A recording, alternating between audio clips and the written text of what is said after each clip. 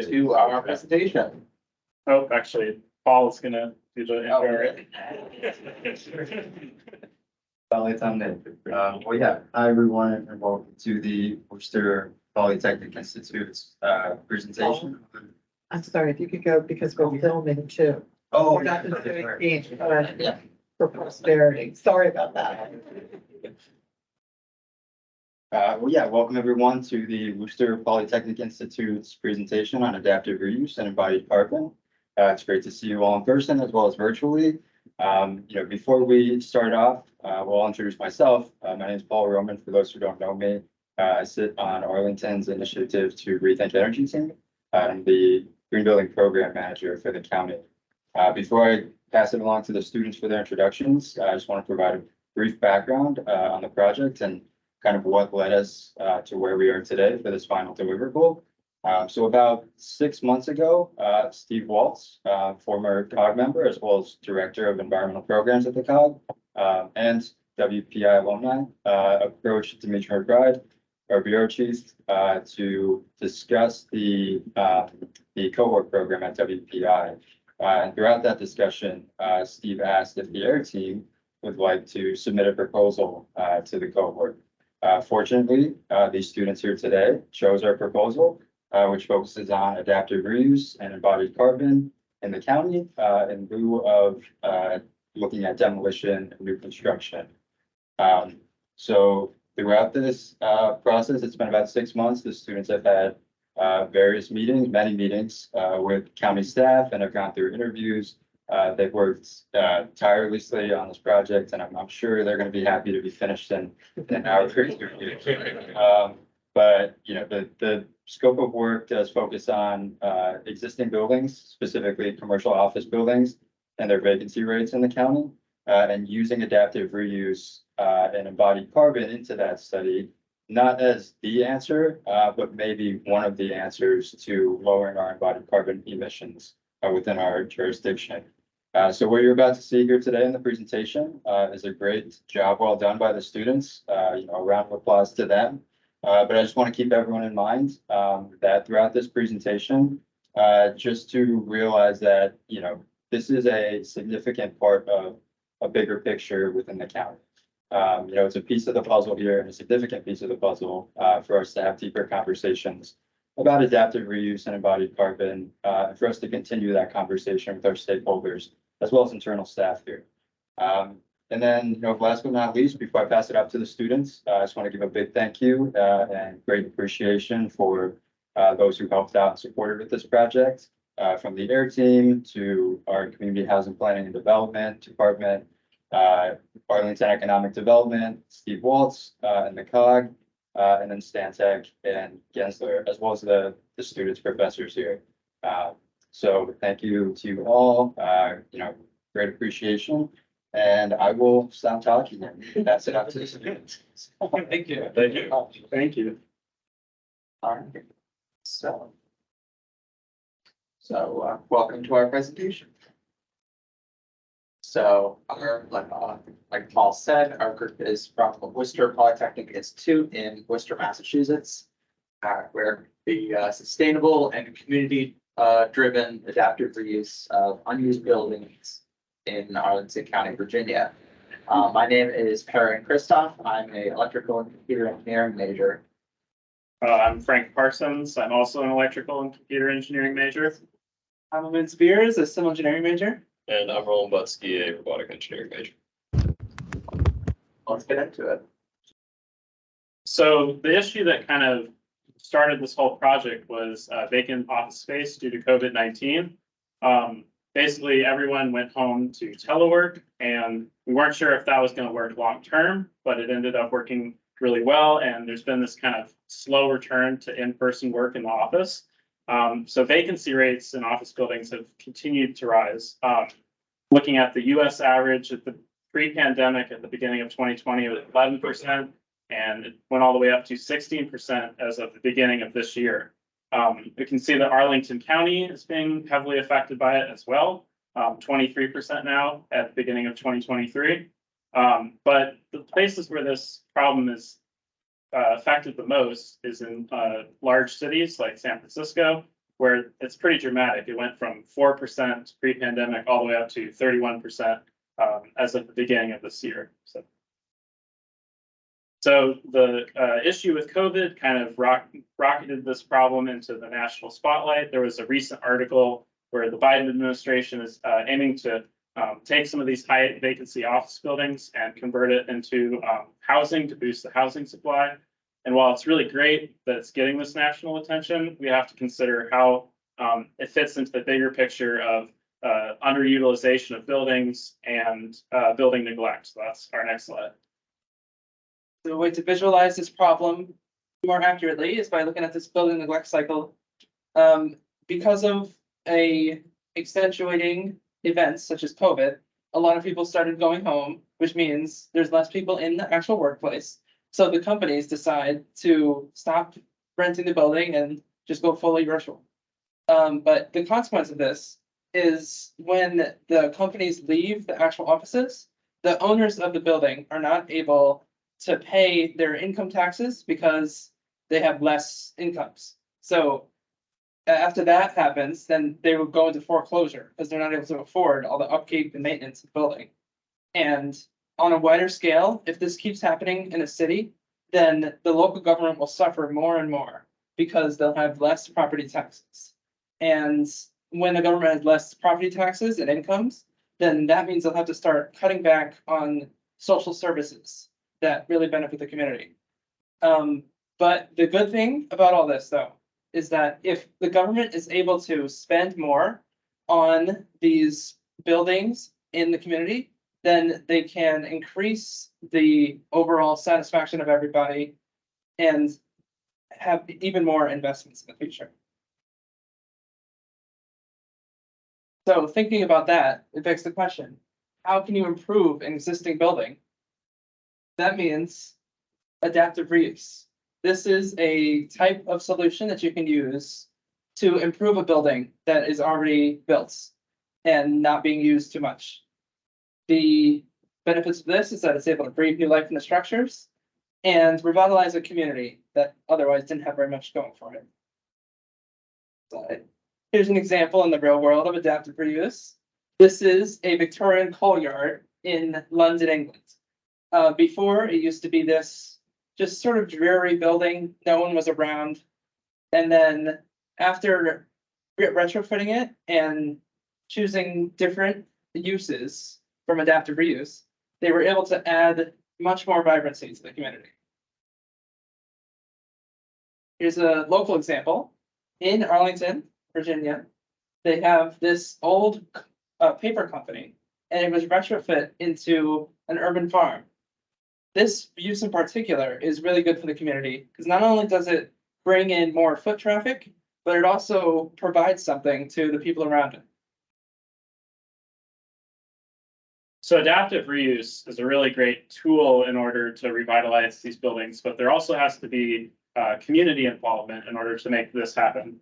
So we looked into one of Arlington's current efforts, which is Plan Langston Boulevard, which is an effort started back in 2016.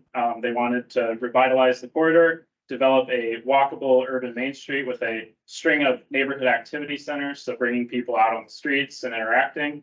And there was a quote on the plan that we looked at, consider how future development can transform the character in a positive rather than reactive manner. And that's really sums up what we really looked into with this project. A potential opportunity for this in Arlington County is the Green Building Initiative. As many of you know, this policy is an incentive for building developers to add more green features to their projects and properties. It awards bonus densities to these developers if they're able to meet certain certifications, from the lowest, if they're just hitting Energy Star and LEED, all the way up to the most bonus density, if they're able to get the full Living Building Institute certification. This program is also a part of a larger nationwide effort to create more incentives that would allow these building developers to have some more of the expensive parts of green features. Here we have a building life cycle timeline here. So it starts out with the materials being extracted and constructed into a new building. It includes the maintenance and repair over its lifetime, as well as its energy and water use. The end of life, which involves demolishing, recycling, and reuse. You can see that most of this is embodied carbon when it's built into the building or repairs. And it's operational carbon when it's used to keep the building running constantly, such as energy or water use. And 11% of these global greenhouse global carbon emissions are caused by these materials involved in the construction of new buildings. So our project goal in a sentence is to identify sustainable and community-driven adaptive reuse opportunities for these high vacancy office buildings in Arlington County, try to educate the county, local governments, and developers on the benefits of adaptive reuse. So we're gonna have this sort of in a couple sections. We're going to first start with the community analysis, where we're looking at what new types of uses Arlington residents, people would be most interested in. And then later we'll talk about a slightly more technical aspect with the embodied carbon. So this is the community analysis. So the first community analysis we did was using a tool called Claritas, where it looks at different zip codes and identifies characteristics of the people that live in each zip code. We identified two kind of main ones for Arlington. Group one is a bit younger, mostly without children. They tend to live in the more urban areas of the county in the Roslyn-Ballston corridor in the middle, and then Crystal City. And then group two is it's wealthier, a little bit older, mostly have children, and they're more in the suburban outer areas of the county. So that kind of gave us a general picture of the demographic groups, but we also kind of supplemented that with observations from local news sources like ARL Now, WTOP, and Gazette Leader.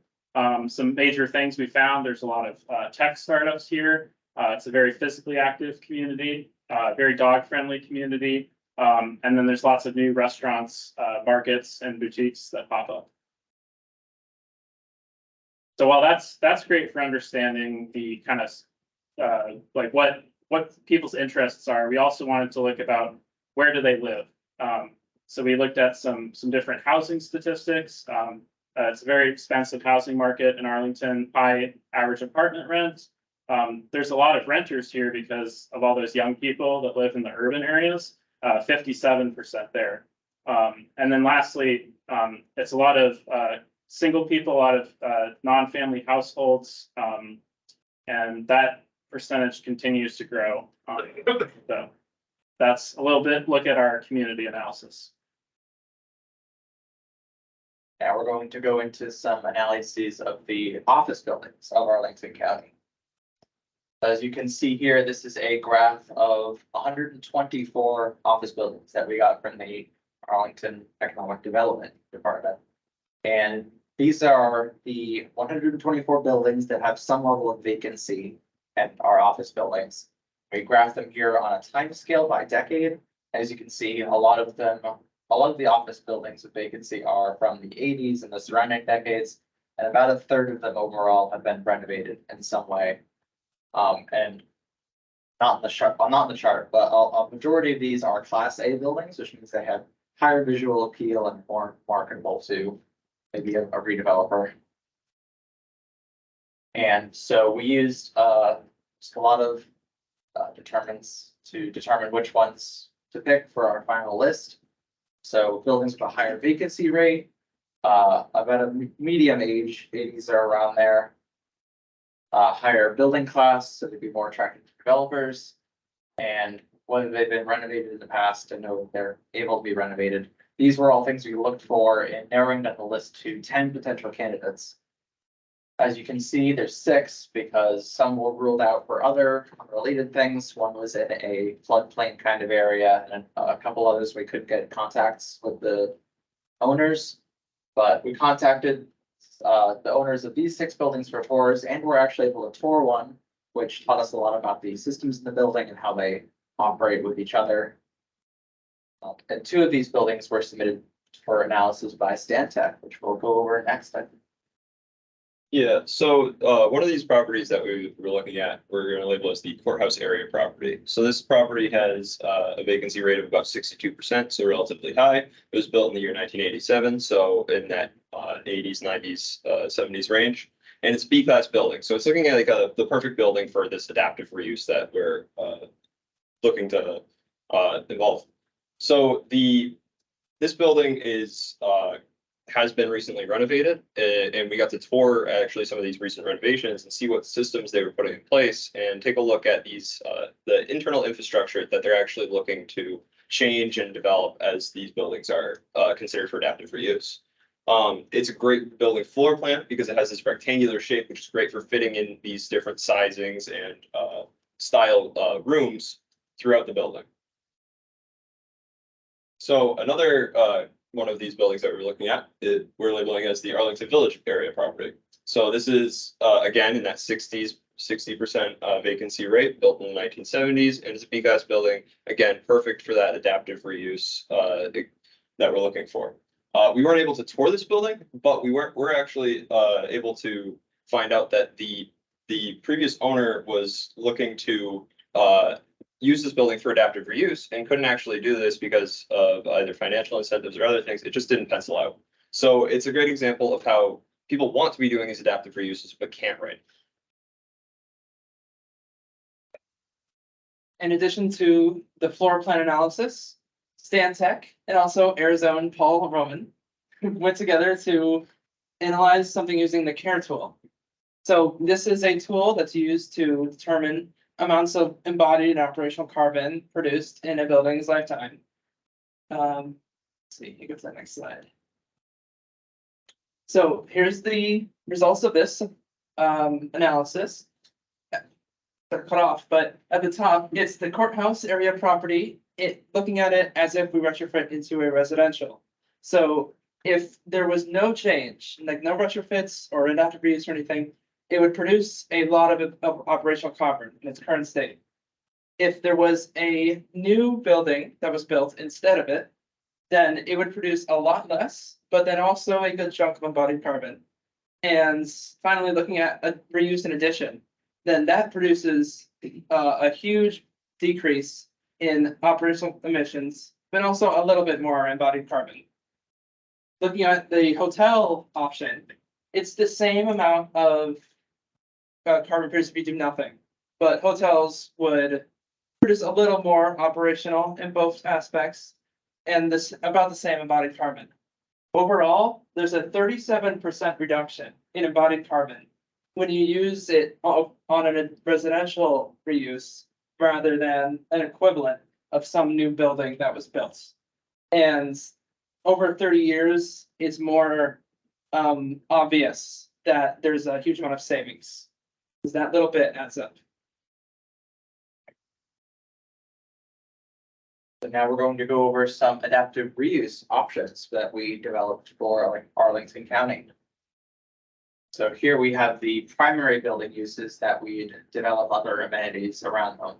And these are all going to be residential examples. So the first one we have is affordable housing, where we said earlier that majority of the residents, or a large amount of residents in Arlington County are more tech savvy, modern, and maybe don't need affordable housing, but it's an expensive housing market and there's high housing demand. So there's going to be people looking for affordable housing. Next, we have luxury housing, which young people enjoys trendy and fashionable housing.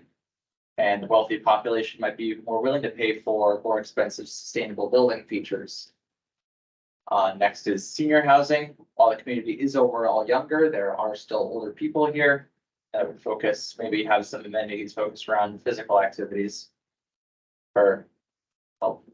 And lastly, while not exactly residential, hotels would have very similar structures with rooms and such. So we included it as a main focus. Due to the high influx of tech jobs and higher tourism in the area, there's going to be more people flying in and staying temporarily, and the hotel market is going up. So could capitalize on that with a hotel. So those are kind of the primary building uses that would be in the kind of upper floors of the building. But we also we created a list of secondary building uses that would be on the ground floor. And so some of these would be better for Arlington than others. I know we talked about that dog-friendly community in the beginning, so that's where you get dog park. Physically active community would fit with the recreation center. And then we also have retail and restaurants, which those are two big ones because it really encourages people to come and go into those businesses and benefit the economy. And also the residents can come down through the elevator and just go straight to one of those buildings on the ground floor. So it's definitely a ease of access factor. So our first combination of these amenities, we focused around affordable housing. So some possible amenities that could be surrounding this are maybe bike storages or rentals. These rentals could be open to the surrounding public, but with a reduced rate towards the residents of the building. Also, like we said earlier, it's a big dog owning population, so a dog park indoors or next nearby would be something that people would be looking for. As well as a laundromat, which again could offer reduced prices for residents, be a local business partner. And the center ground floor amenity would be a rotating market space. Due to the foot traffic of people going through and up to their rooms, that there's see a lot of people walking by. Again, a more economic development, encouraging more traffic to the buildings area. So another one of these options is looking at that luxury housing that we were talking about. So luxury housing offers more money to be put into those green features like we talked about earlier. And this is looking at like EV charging, green spaces, rooftop parks, etc. And it's looking to up that green building factor.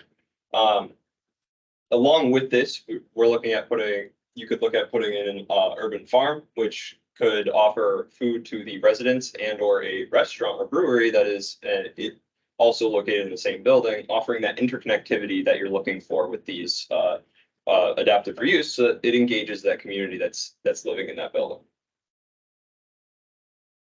Our third adaptive reuse option focuses on health and wellness. The basis for it would be senior housing with a mini clinic care center. And what's notable about that is even though it would be in the building targeted for seniors, it could also be used by other surrounding residents that could come in and use that. So you get that double foot traffic in the care center. And then we talked about that kind of physical activity aspect, the health portion. So having like pickleball, tennis, running track is important. And then the other part of that is more of the mental health aspect. So engagement for the seniors in an auditorium. So it'd be like a rentable space where performers could come in. Could be an overall kind of community center. Our final reuse is we wanted to focus this one on business travel and tourism. So we styled it as a boutique or a mini hotel. This would include some ground uses such as a museum or retail. We were thinking in a hotel, lots of new people will be coming to the area. So you can show them some info about Arlington in a museum, or maybe they want to buy something like basic necessities that they might need living there. To illustrate our point of what we mean by main uses and ground floors, we made a model to show this. Here is an example of what this might look like, where the bottom floor has something like a museum and a retail area. And above this bottom floor would be the main use, such as a hotel or apartment. And having both of them in the same building, it puts foot traffic through these areas where the secondary uses would be, which would give them more business and help draw more people into the area as a whole.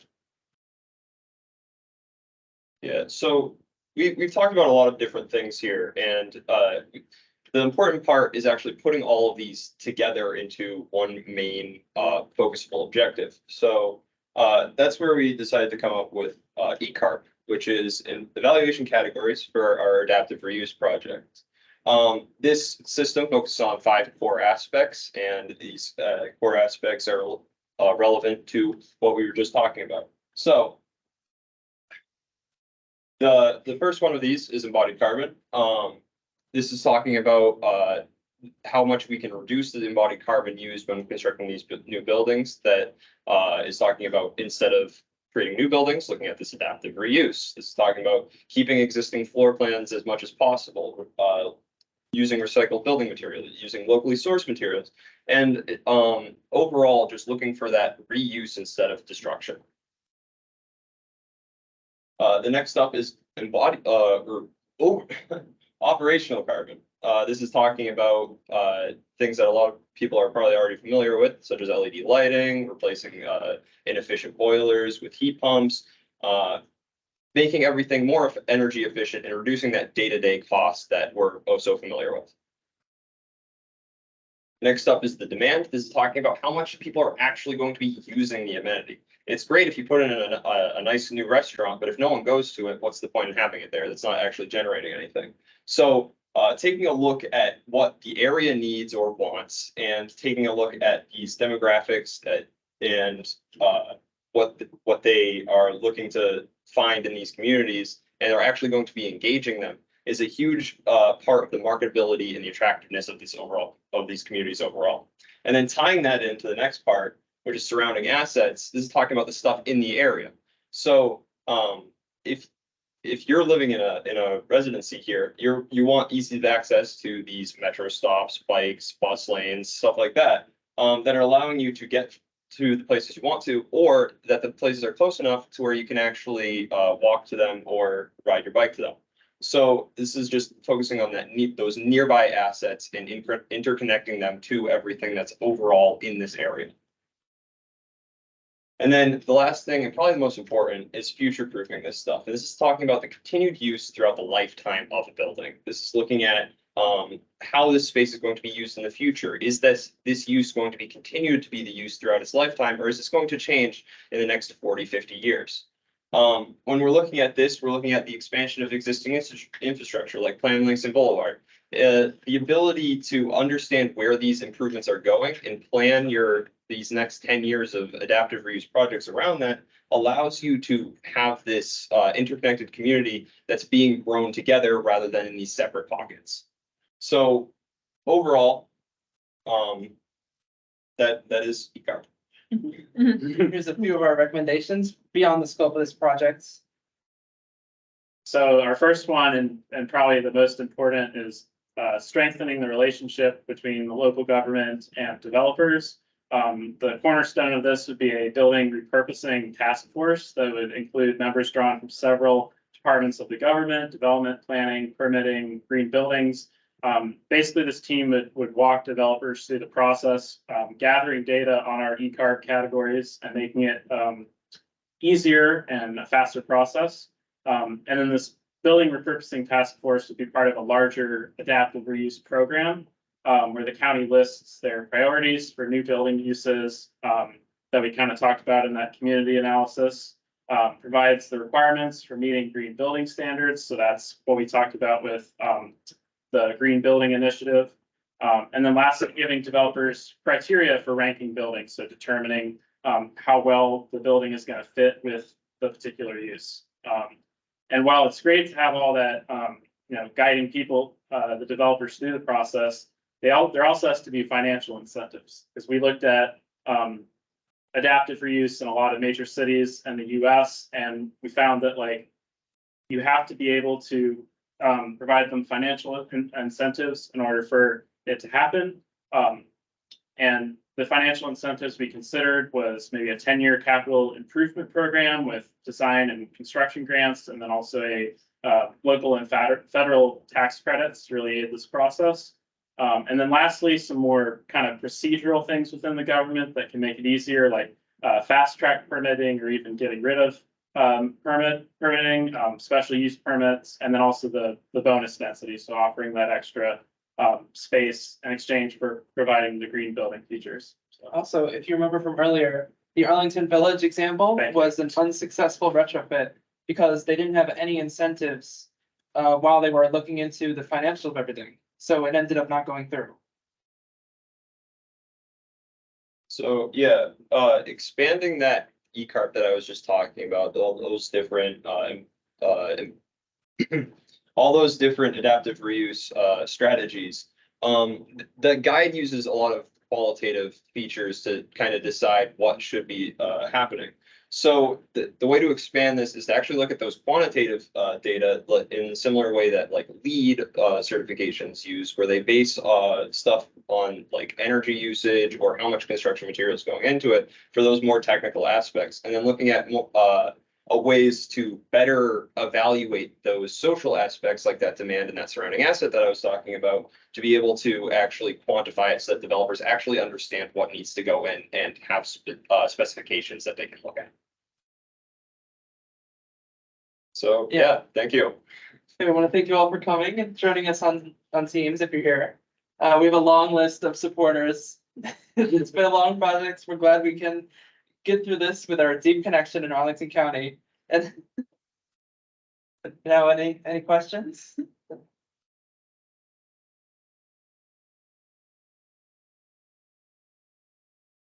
If you're on Teams, feel free to like raise your hand and we can call on you. It's good. I have an early question, well, two questions to kick it off. I know that this was actually a longer presentation and that you've got some intriguing pocket slides in there too. So I wondered if you could speak a little bit about two different issues. One, which you had a really great listing of what are the 4 challenges on adaptive reuse. And then you took some linear graphs that showed the time frame of that embodied carbon between doing nothing at all, having a brand new building, and then having adaptive reuse building. I wonder if we could maybe take a look at those slides as well. We had that, or have Yeah, we have a slide on that. Thank you, Stantec. These are the slides from the next step. Yeah, so this is our first one, given a residential retrofit. You can see this this line here is is what happens if we don't do anything. That starts out at 0 because there's no more embodied carbon being produced. It's already built. And this is, you can see the slope it has based on how much operational carbon there is. This dark blue line is what happens if there's just a adaptive reuse. So again, it starts out a little higher because there's more embodied carbon going to the new construction, but it is a much lower slope because the systems are being replaced and fixed in such a way that they produce a lot less than operational carbon. And then this higher line here, the light blue, the new building, it would create more embodied carbon because it's an entirely new building. And you can see it has about the same slope as the reuse line. So while it has about the same embodied carbon, although it looks like a lot more there actually, it's just harder to see that on the smaller scale. It's going to be creating more carbon over time. You can think of operational carbon as the slope and embodied carbon as the intercept here. There's we have another example. We don't have to go into it again, but it's for if it was a hotel retrofit. The same thing holds true. Do nothing, more carbon, reuse in addition, less carbon. and you can see that that's just over a 30-year time period that extends out until the end of the building's life, that 50, 40, 60, 70 years that it might be out. And I think you had a slide that enumerated some of the top challenges. Oh, yes. Yeah. So yeah, I guess this is with the courthouse. I think it was in our earlier slide, but basically since you got that square floor plate, makes it kind of awkward to use that core space in the middle of the building because it's kind of an awkward shape. So I think in that floor plan, you can see that the different units are very narrow and very deep. So this makes it a little more challenging to do kind of residential conversions. For residential, they want natural light, and if it's a square building, there's more area further away from where natural light can go in. Show the hotel slide. Yeah, So, yeah, that's, show some of the floor. it's pretty dramatic with the hotel. Yeah. So this is a very dramatic example of it, but as you can see, these units are almost 5 times wider than they are, or longer than they are in width. And I don't know about you, but I wouldn't love to live there. I would rather have that space in all directions. So that's one of the like core constraints that when you're looking at these reuses, being able to fit these houses in a puzzle, or these apartments in like that puzzle piece manner. As you're looking at these different shapes and size buildings that weren't necessarily built in with that idea in mind. Good question. Like some of the others, slide that you showed the cumulative, Oh, the giraffes. Oh, yeah. are there scenarios in which someone might do adaptive reuse but not improve the operational emissions? Like I'm picturing a small scale example, when I moved out of my parents' house, they like turned my bedroom into the workout room, but they didn't.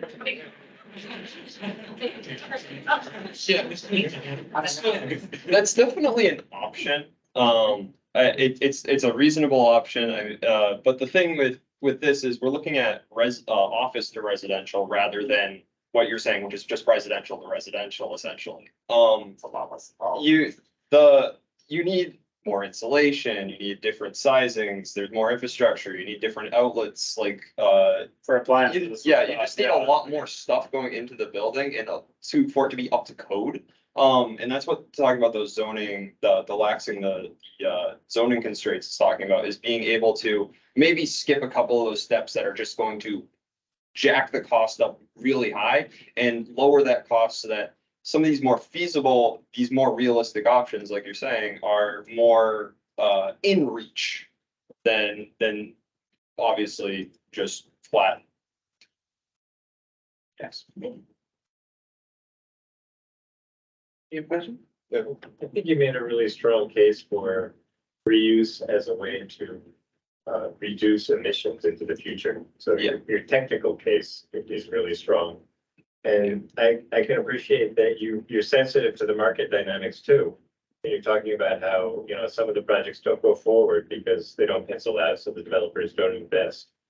I wonder, how did you get to have those conversations with the developers? That was in your talked initial about both approach, and how did those go? Well, I think we actually created some questions for a developer and we tried to contact him, but it didn't end up working out, I don't think, but. You don't really want to answer questions. Answering questions. That's definitely a limitation of the project though, and that would be interesting to investigate in the You don't want to future. have to talk about how there's things with. Yeah. We talked to a building manager, Encountered the same challenges sometimes. yeah, we talked to a building manager and that was the property that we toured that had just been recently renovated. And they gave us a lot of insight into the more technical aspects. And I think that's definitely helped us with that case for the technical reuse. But it's very difficult to get some of the more social stuff out of like a building manager. Yeah, That's not really their wheelhouse. right. And it was interesting because, and I'll make this quick because I wanted to introduce you gentlemen too.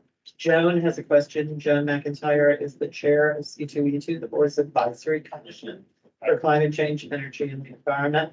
But really quickly, just tying off that conversation with the one developer who tried, I don't think that the developer, they wouldn't answer a lot of questions, your specific questions. I got the impression from the information that they did share that there was a frustration of maybe the lack of knowledge that they had about adaptive reuse. And of course, there weren't any kind of financial and non-financial incentives available to them. And that was a building that had been sold, I think, 3 years ago. Yep. It had increased its vacancy rate in the distressed property. It had ultimately gone on the block as a foreclosure sale. It was purchased by the one developer who did think, just conceptually about adaptive reuse and then resold again. And this all happened in a very, very short period of time. I think it changed hands 2 or 3 times. So it's definitely pointing at the idea that they want to be doing something with this building, but they Right. can't figure out what or how to do it. And Right. it's a combination of a lot of different things that we just talked about. That's throwing wrenches into an otherwise plan that would be perfect for everyone involved. That's a really positive outcome of the study that you put your finger on, the crux of the matter, what really it'll take to be successful in the future. Thank you. Just on the projections of carbon emissions, what were the assumptions you were making in terms of underlying building, equipment, energy efficiency, gas versus, electric, and also to what extent did you think about, how does that change if you're shifting a, electrical grid to renewable energy? I think we're gonna have to hand that question off to someone that actually did a little bit of a deep dive into this analysis more than we did. We didn't have quite the Yeah. expertise needed to decide. We didn't have the hands-on stuff. So I think we have to You were on the ground. Yeah. Yeah, that's right. Yeah. Maybe Samira, with Stantec could take that question. So, Paul, if you wanna. Yeah, actually, I can hop in here, and Samira, if you're on the call, feel free to jump in as well. So, going into that Carricksville analysis, the thought was, and these are based on hypotheticals, obviously, if we were working with the developer, we have more information based on the specs and what they're actually thinking in terms of the design for the adaptive reuse. But the focus for the adaptive reuse was to be sustainability focused, and for the new construction to be more modular, conventional building. So, some of the assumptions that were made on adaptive reuse were a higher energy performance efficiency, a higher renewable energy target for procurement, electrifying the building. And then, new buildings would be more conventional based, to be code with their energy performance standards. If you're looking at a market rate building, the budget constraints are probably not looking at low embodied emissions comfortably. Maybe, it just depends on working with as a developer. But assumptions like that were made, but, overall, the reuse and addition, portion of this was sustainability focused and construction was just demo and build up based on, The other thing is, did you look, I know you gave a couple of examples of adaptive reuse, but did you look at particularly current ones? Because I think what probably would, at least be more compelling, to potential developers with some good examples of here's what it's been done and here's, kind of the long-term gains that you get out of doing it. And here's the savings that you get by reusing what you've already got. So a good example of that was the urban farm that we talked about earlier. That was just like a single use case for an otherwise what would be abandoned industrial area. I think what we focused on more was actually the combination of different things together. So taking that residential use, that business, commercial use, and mixing those together so that it's more interconnected. That's more what we focused on. But Well, I think, are there any good? I guess, examples? so we saw that example within Arlington, that urban farm. But that wasn't really office use. Like, I don't think we found any office buildings that were converted in Arlington, but there might be some in like DC that could be used as examples potentially. I know we did some research in New York. There's a big. Oh, yeah. That's a little farther away. Yeah, but even New York would be good. It's like, because right now they're only talking commercial office Yep. buildings to residential. So what are the good examples, what's the case? At present, it's very hard for these developers to, make this change into adaptive reuse because of lack of incentives. So that we found that there wasn't too many examples nearby.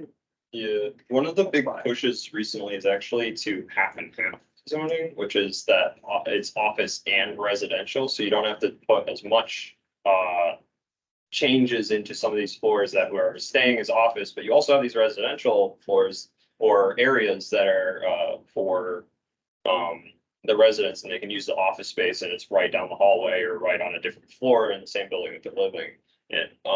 I'm sure that we don't have any prepared right now, but I'm sure we could find an example of that pretty quickly.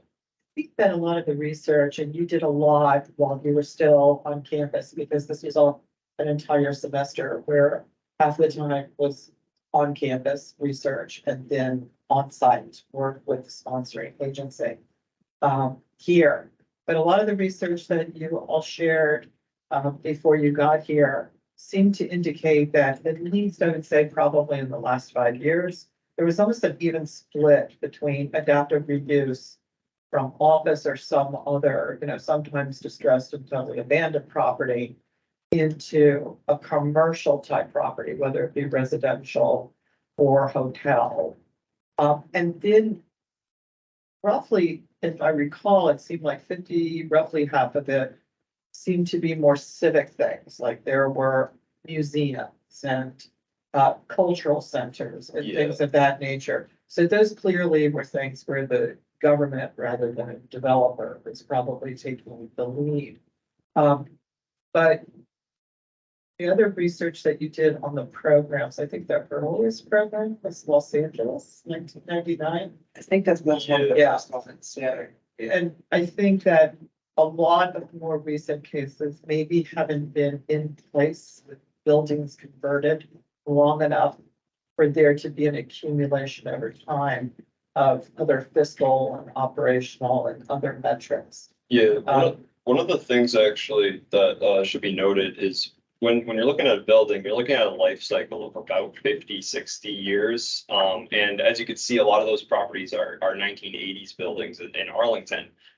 So a lot of those buildings actually are reaching the very end of their life cycle, and they're just now looking at that, especially in Arlington County. And you're going to see a pretty large influx of that probably over the next 10, 15 years as these buildings start to become outdated and have these old systems. Like, as you can see, there's a almost four times reduction in the amount of operations costs that you're saving on some of these buildings, which is 4 times less money that you have to spend. So A lot of the systems are 40 or 50 years old when they were not at all designed to save carbon at all. That wasn't really an issue. they just wanted to put up the buildings, get them there, get people in the buildings, and that worked for the past 40 And now years we're or so. Why we see such a dramatic decrease. And why we're at kind of an inflection point here, we need to consider these things before adaptive reuse becomes more popular, more of a thing. Yeah, that plays into the future proofing aspect too, that we touched on earlier, where after that 50, 60 year timer runs out, we don't want to just go through this whole process again, of having an issue of just all these unused buildings, so.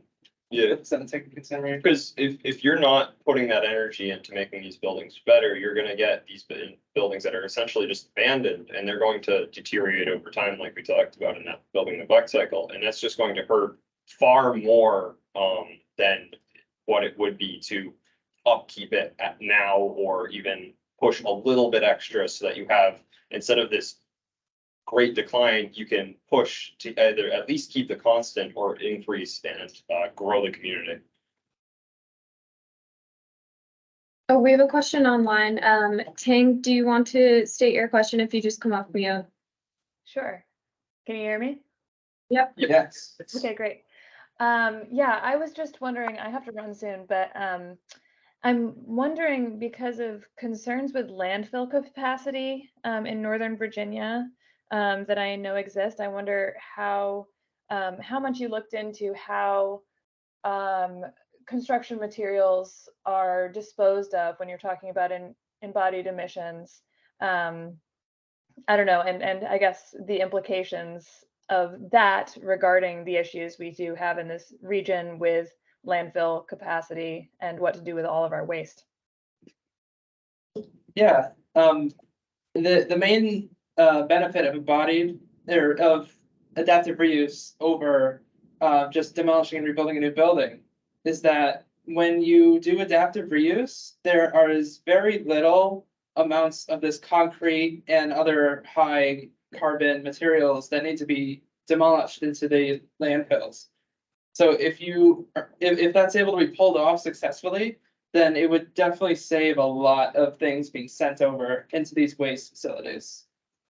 One of the things, there are ways, a lot of them are very new and emerging technologies, so it's kind of hard to pinpoint like an exact one right now, but there are ways to basically recycle the material that you're using when you're taking out walls, for example, or doing that stuff. And there's ways to do it, but they're expensive. And like we said, that financial incentive, it makes it very hard to consider it as an option when you can just go down and get the same material or even maybe a better material for arguably cheaper than that lengthy process of recycling and reusing it like that. So just making that easier is part of that whole it's part of that whole process, basically.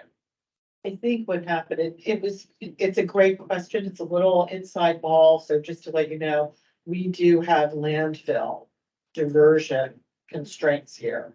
Because it's a small area with a lot of large urban activity around it. So there's probably in the not too far distant future, the need to go to landfill assets and facilities that are further away. Mm. So really, this kind of advantage that you're going to gain and avoided carbon emissions and greenhouse gas emissions is going to become even more favorable for reuse and adaptive reuse. Because you're going to have to now factor in additional carbon costs of Yeah. trucking further, et cetera, et cetera. Et cetera. And another great thing to think about is that do nothing graph. Something that's not shown on that is when the roughly 50% of the entire carbon footprint of a building is that embodied carbon from when you're first constructing it. And it's especially true for these older buildings. So if you're actually taking into account the total embodied carbon of the building and you're looking at that do nothing, that's another stack right on top of that same size that You don't know how much that is.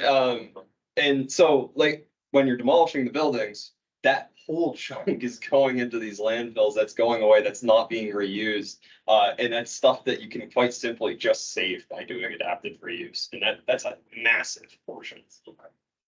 That's another incentive in itself. Yeah. Demolition is expensive. So if they're able to just reuse it, then they save a lot of money and carbon. So it's win-win for both.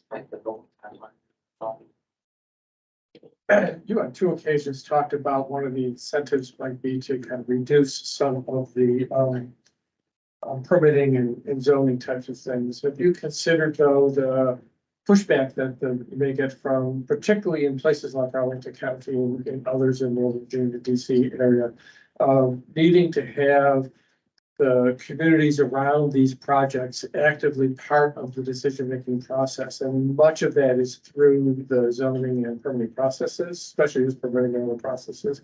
So you've kind of considered the trade-offs there.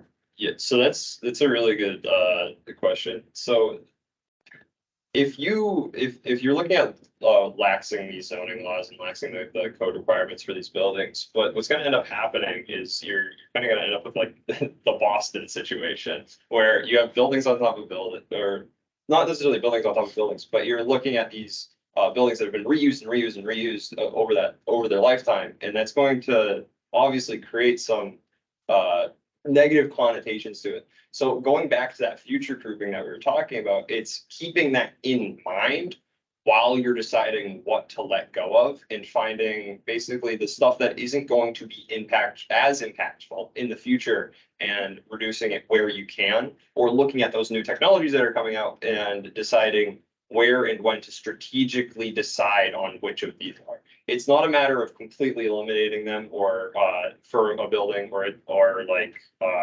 completely removing stuff or just saying, oh, just build right on top of it. It's more of a matter of understanding exactly where and when to choose that so that that building has that life cycle in the future. But heading on to Steve's question, I'm just guessing here, but I'm going to assume that in your mind, you had a thought that government developers, whoever the parties were going to be, would do public outreach at some point early in the process, only because I noticed that in a lot of your slides, you were very careful about saying that one GIS slide with the circles. I know that you've given the GIS department very specific assets, not just transportation assets, to look at and start mapping in those areas. And in your slides, in your presentation, you talked about this isn't just for the people in the building, this is for the surrounding buildings and the surrounding neighborhood to come in and use and increase. You were almost talking about really adapting and reusing the building as a community asset and not just as a building. Yeah, Yeah. it's definitely important to think about like the whole city block, the 3 city blocks, the quarter mile out that you're looking at, just looking at that entire area and going, what are the assets that we have here? And being able to basically place those and say, oh, we don't need another one of these in this area. We need another one of these in this area. And that creates that community aspect that we're talking about, that engagement and that foot traffic that's forcing people to use everything in their surroundings rather than take the metro way over here, take the metro way over there to go to, like, it's removing these unnecessary like I forget the best word for it. These like no, the unnecessary, like, not trips, Steps. yeah, unnecessary steps, I guess is the best way to put it, of like extra things that extra hurdles that someone might have to jump through basically to get to what they want to be doing. Being able to make it accessible and easy to use and engaging to the community is really important to the actual success of buildings. Yeah, this community engagement, we went over each of our 4 examples. That was a major part of one of the e-car pillars as well. That's that demand that we're talking about. Yeah, because if there's a successful project that goes through and developers analyze it, it seems profitable. But if it's not usable to the people that live there, then there won't be any point. It'll just stay unused. And of course, then it trades hands a bunch of times and you get that situation like we talked about earlier, where it just ends up going into the gutter essentially. Yeah. Just wondering, and this goes probably beyond what you were looking at, but any thought, I mean, you talked about Langston Boulevard. And again, there are a lot of buildings there that we would actually see as available for adaptive reuse, although in most cases it's multifamily housing that is just starting to reach the end of its life.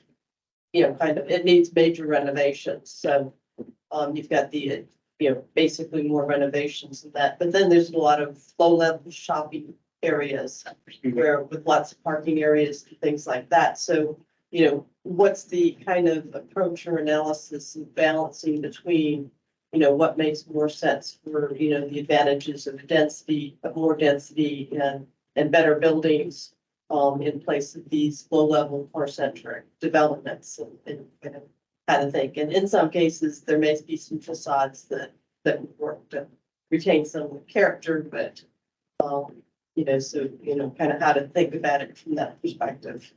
I mean, well, on one of the slides, we had those secondary kind of ground floor uses. And I think one of them on there was like a nightclub or something, and you kind of have to consider how that ground floor use might affect the people above it, like extra noise from that particular use. So they consider that. Yeah, that's why that we didn't consider that highly for Arlington. So yeah, definitely like considering how, like, it's great to bring people in from the outside from the street and to use the building, but you also have to consider how it affects the people that live there. Yeah, it's a lot about that foot traffic idea. If you think about a European city, for example, they have a great walkability. There's an ease of access to a lot of different things. It's the community as a whole, it enjoys that walkabout and going and walking places or biking places rather than using those cars and stuff that we're so used to here in America. That's a more engaging community. It allows for more local businesses and smaller businesses that are on those ground floors to actually get business, get people looking at it, get advertising out essentially without having to pay these big fees.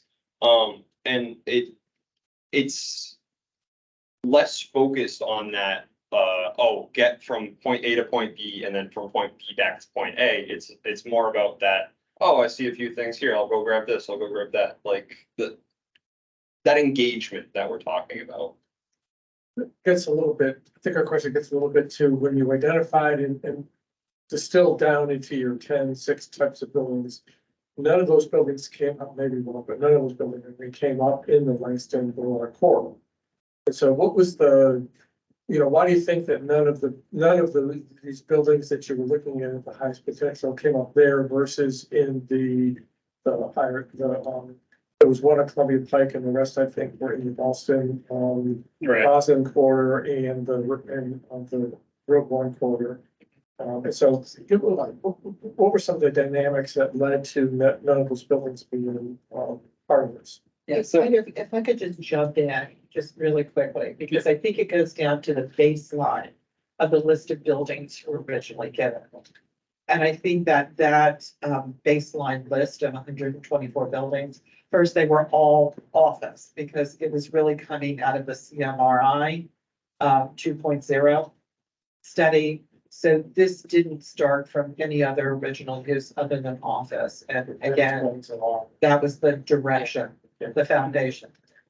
yeah, Boston, yeah, that area is being actively worked on. A lot of the buildings that we chose to look at were older buildings that were struggling. Yeah, when we were first looking at this before we formulated a lot of the ideas that we've talked about here, we were just looking at just flat building, looking at what we could do with one building instead of looking at that and the whole bubble. And that's where that list of buildings came from originally. And one of the things, like the things we were looking at there were just flat vacancy rate, just the class of the building, when it was built, and looking for just a bunch of different small things that were specific to the building rather than the stuff around it. And then once we started looking at that GIS map that we showed you and the surrounding assets, we realized, oh, there's probably a little more to the picture than just building. It's a whole thing that you need to look at as a bubble. Well, seems like we have reached time. No more questions. We want to thank everyone for coming again. Yeah, great job. Yeah.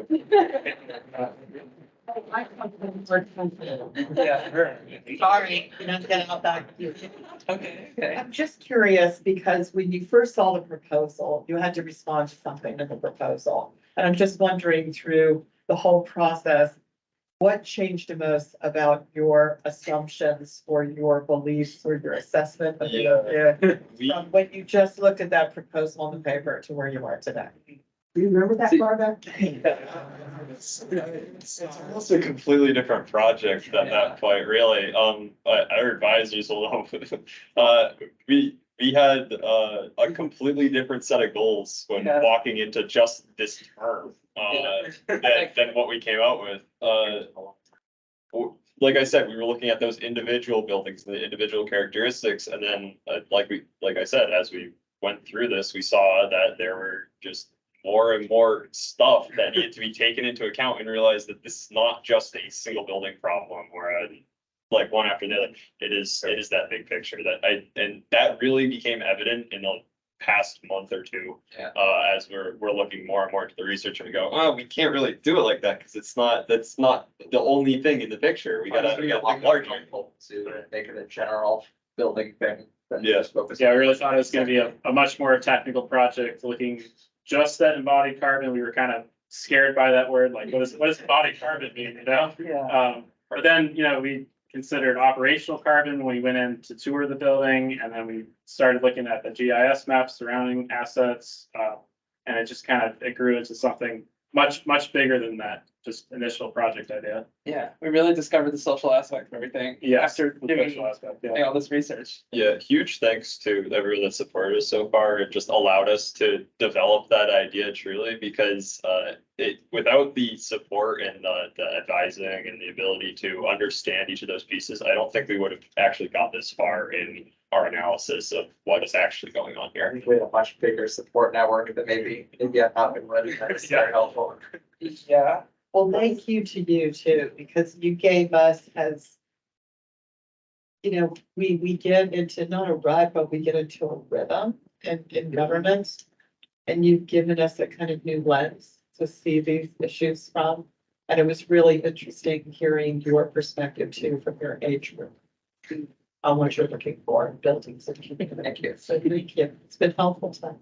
Thank you. So I don't know what you were gonna ask, but I want you to tell us something beyond the project. What your experience was.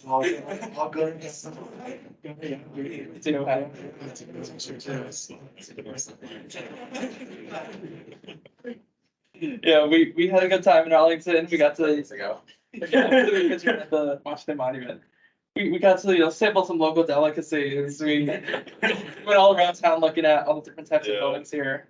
It's definitely a pretty unique area. It's a lot different. I lived and grown up in Worcester for my whole life, and that's essentially just a really big rural area. It's just a really big suburbs. And coming here, seeing a working metro system, that was wild. So